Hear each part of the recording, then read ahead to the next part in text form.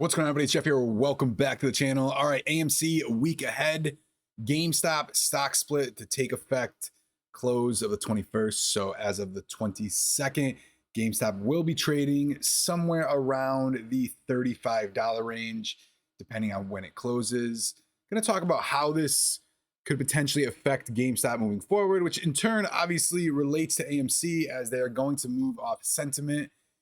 I want to cover some things. AMC is holding up much better over the past few weeks, especially given some of the market volatility. You've had SPY that hit a new low of 362, and AMC is holding up very, very, very well. The pattern is still trying to get over a nice close over that $16 range to signify that next breakout or the next leg up. So we're going to go over a few different things. And at the end of this video, I want to talk about the single stock leveraged ETFs, give you my take on them. I actually started trading years ago, actively trading leverage ETFs, and I'll give you my take on them, why I think it's really just a simple ploy for the shorts to be able to maximize some of their effects, and we'll go over that, and also why it could potentially screw individuals who are just not made aware of. So let's get right into it. First off, GameStop right now, it's still Friday market. Still about a couple hours to go, but it's kind of slow, so I want to make this video. Hanging out over the last 6 months, really channeling, staying for the most part above that $100 price point. This is very impressive given its massive run to $500. And when it started, stock was 4, 10, 15. It didn't really break out until it got over 30 bucks, and it's completely maintained above that. So there's been steady buyers readily available when the price gets to a point of interest. Okay, it hasn't gone back down to those levels, which we've seen so many different times before. AMC, unfortunately, is one of those. It ripped up to $72, and now it is sitting back close to its traded range. It's a little bit higher, okay, sitting at $15 right now. All right, but it did get back to that $10 range, all right, and hung out there for a while. GameStop just has a little bit steadier buying pressure. Buyers readily available when it does, dip. So here's the thing. Its current float is about 62 million. When it goes to that 4-to-1 stock split, it's going to be 250 million. The stock split is via dividend, okay, which means basically instead of, the company paying its investors a cash dividend, this is their dividend, okay? The Amazon split this way, Tesla split this way as well. The float moving up to 250 million, it means a couple things. Okay, it's going to be harder for the price to be able to move in either direction. All right, you look at something like a stock like Apple that really doesn't get those massive moves to the upside or the downside because of its massive float. Once you're increasing the float, the move it takes more for that same move to happen. Okay, but it also will help with some of the stability. So GameStop, what we've seen a little bit more than AMC, given its float is probably about a seventh or an eighth of it.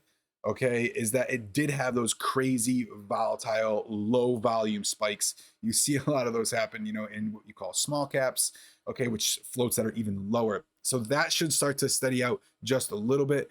Also, this might bring a whole new wave, just seeing that mental price point back down so much less than it was.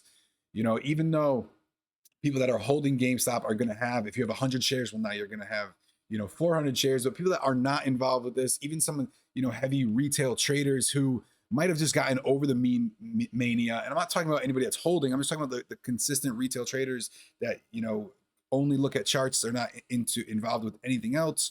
All right. That this might entice them again, and it might bring a new wave of investors that might have felt like they missed out on GameStop and so forth. So we're going to look to see how exactly that base is. Now there's a big defense level that has to be maintained, okay, in order for that stock to break down. If the stock does, is a sell the news event and it gets to 35.40 and then it dips, down to, below 20, that's like it was trading under 80, and therefore it's going to break a lot of its, previous support ranges, and who knows if there's going to be buyers to be able to step back into it, okay? But I do expect to see a little bit of hype around this. I'm kind of surprised it hasn't, gotten more attention from this. Even seeing on Twitter, they're surprised AMC isn't, trading much higher, okay, given exactly, what is happening with the GameStop stock split. Now, if you look at AMC on the daily chart, I've talked about this numerous times, over that 16 level is going to give us a fresh new potential for a run up, so long as the volume can, can get back into it. Now it's channeling, a little bit tighter on this uptrend, okay, and it's forming, it's trying to form a little bit of a flag. This isn't quite, a flag, and I'm not going to call that a couple of handle either, okay, even though I don't think those are very strong. A couple of handles are very strong patterns. From my personal opinion, I don't play them, but like I said, it's getting tighter and tighter. That wedge is getting tighter up against 16, so eventually you're going to get a buying, wave, hopefully, to be able to push that to the upside. The farther that we get away from these resistance levels, the less effect that they're going to have. All right, and what I mean by that is, if there's resistance from the longer the time frame, obviously the stronger the resistance when you're looking at a daily chart versus like a 1 hour chart. However, the longer gap between them, the less relevant is going to be, because those same sellers might not be standing there. Those same orders that maybe didn't get filled might not be there. Okay, so like I said, that 16 is still key. We still do have some time on this Friday to get over, but next week it really should bring some some interest back into both of these stocks, given that we haven't seen any type of fresh change, especially like a 4-to-1 stock split going forward. But let's quickly talk about these new single stock leveraged ETFs. I haven't covered this before. At first, when they had mentioned single stock leveraged ETFs, I did not really think it was going to pass, even though they've been trading over in Europe for a little bit of time. So my couple takes, I think there's already 8 of them out. We've got some with Tesla, Nvidia, PayPal, Nike, and Pfizer. My take on how leveraged ETFs work: I used to trade them. I used to trade actually UGAZ and DGAZ, UGAZ and DGAZ. They were leveraged ETFs, okay, that traded off of natural gas futures, actually. Okay, and I got into trading this anywhere from like 2015 to probably 2016.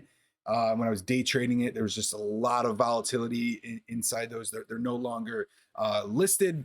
Reason being is because they're can easily be manipulated, okay? And I don't mean the actual stock itself. Now, these leveraged ETFs should move solely on the standard price action, meaning if there's heavy buying coming into the bull, Tesla ETF, it should not move the price forward. Not to say there's not going to be manipulation, but the design and the function of how they are supposed to work should not move the price forward. And it is nothing more than a leveraged multiplied mirror of the actual ticker. But here's the thing, and this is why I talk about why it can benefit short sellers, especially because if you are a large institution or fund that can have access to sell some of these bull shares short, is because of this reason.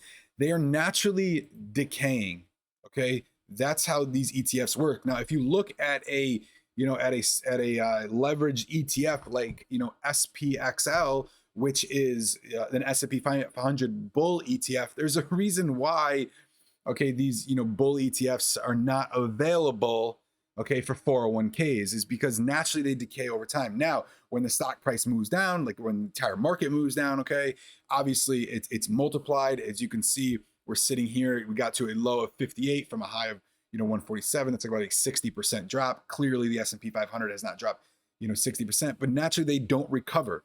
All right, and that's how they're able to maintain these prices, okay, and why obviously everybody wouldn't just choose SPXL over SPY, especially when you look at those 30, 40, 50 year retirement funds. But this is where the short sellers can manipulate on this. Not only manipulate the decaying and volatility aspect, and you can go study a little bit more about this, but also the fact that if retail investors get into some of these and are unaware at the decaying effects of holding these over a longer period of time, if you're not, quickly trading them, that's just going to hurt retail investors, because institutions are very, very well knowledgeable about how leveraged ETFs work. So we're going to see how this plays out. It seems like it's done okay over in Europe.